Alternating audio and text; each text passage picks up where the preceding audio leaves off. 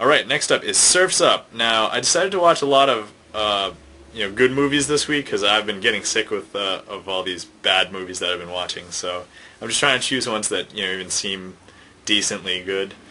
Surf's Up I watched because I'd seen this before in the movie theater. Like, I took my girlfriend, we got some free preview tickets, sneak peeks, and we went to watch it. And now the only other movies, there had been a lot of Penguin movies up until now. It was like March of the Penguins, Farce of the Penguins, Happy Feet. How could I forget that one?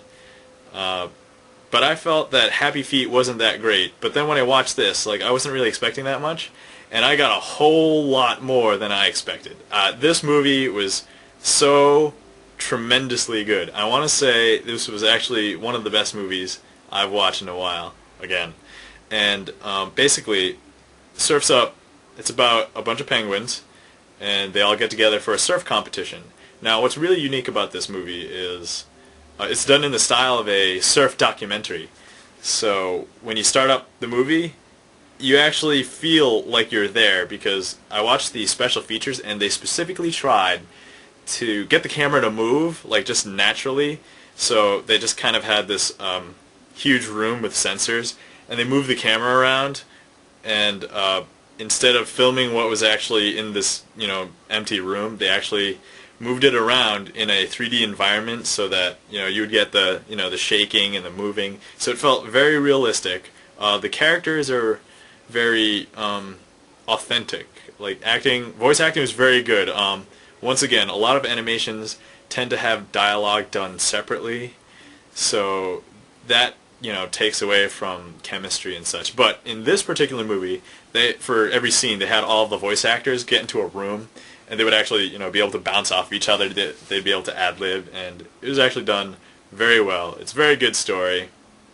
I definitely thought it was way better than Happy Feet. But anyway, Surf's Up, that penguin surfing movie, so definitely worth a watch. Go watch that one. Especially good for the family. So if you have kids, they can definitely enjoy it, and you can enjoy something too. Alright. Next movie. This one I grabbed because it seemed really, how should I say, very different. It's called Rise Blood Hunter. And what ended up happening with this movie, it stars Lucy Liu as the main character in a vampire movie. So, Lucy Liu, vampires. I figured, how could I go wrong? So I decided to put it in, watched it, and the story itself is not bad. I kind of liked it. However, there's a lot of weird random jumping around, and there's nothing to prompt the, the temporal or chronological jump. So it seems somewhat disorienting. Doesn't quite flow well.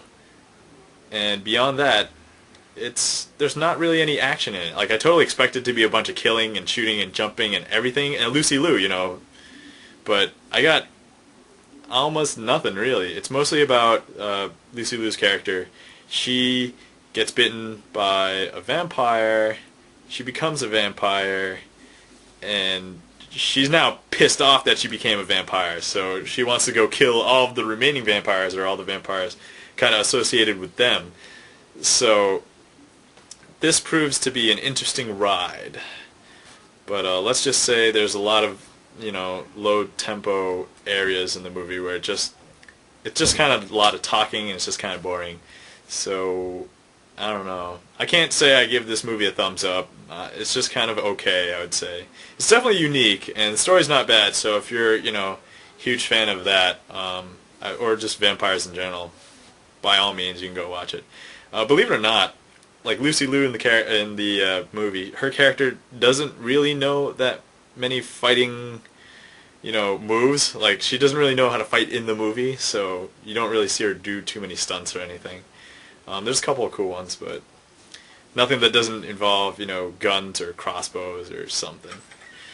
Anyway, so that was that. Those were mostly the big movies that came out last week and this week. I think I probably missed one or two, but especially horror movies will probably be coming out really soon. I don't prefer to watch horror movies until I hear a lot of good things about them, because there's so many bad ones out there right now. I won't even get into it, but Hannibal Rising. Anyway, we won't go there.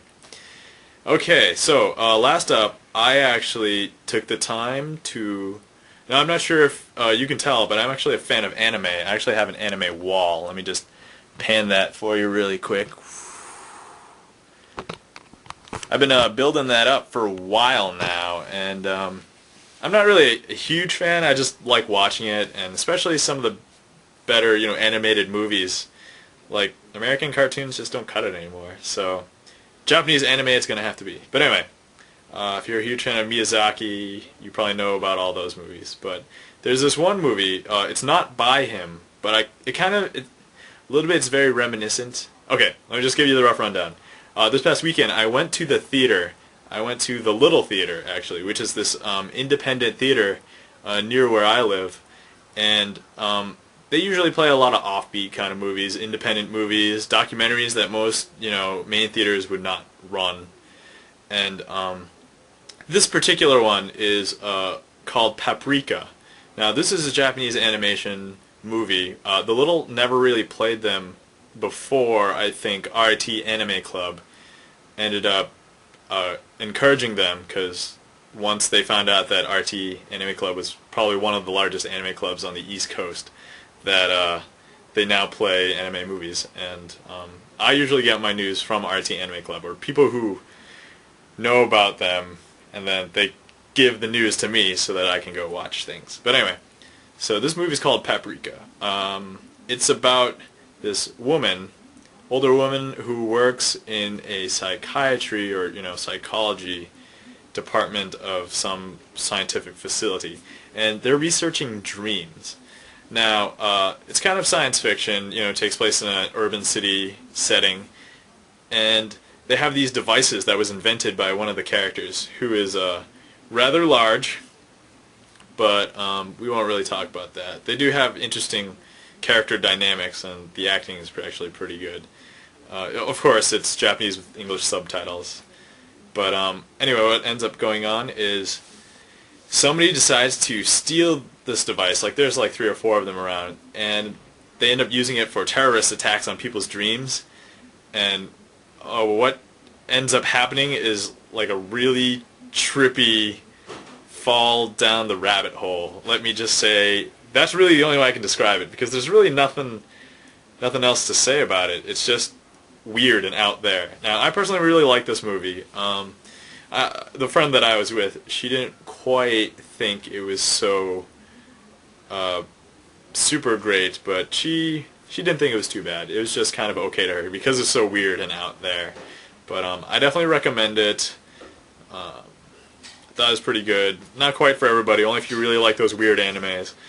So if you've seen things like Furikuri, FLCL, or Lane, stuff like that, this is definitely weird and out there.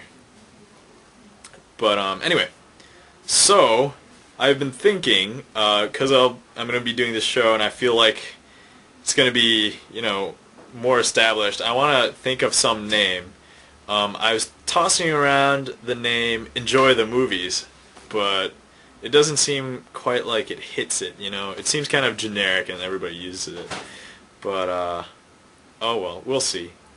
Anyway, thanks for watching. Have a good night. Enjoy the movies. And, see you next time. Alright, bye.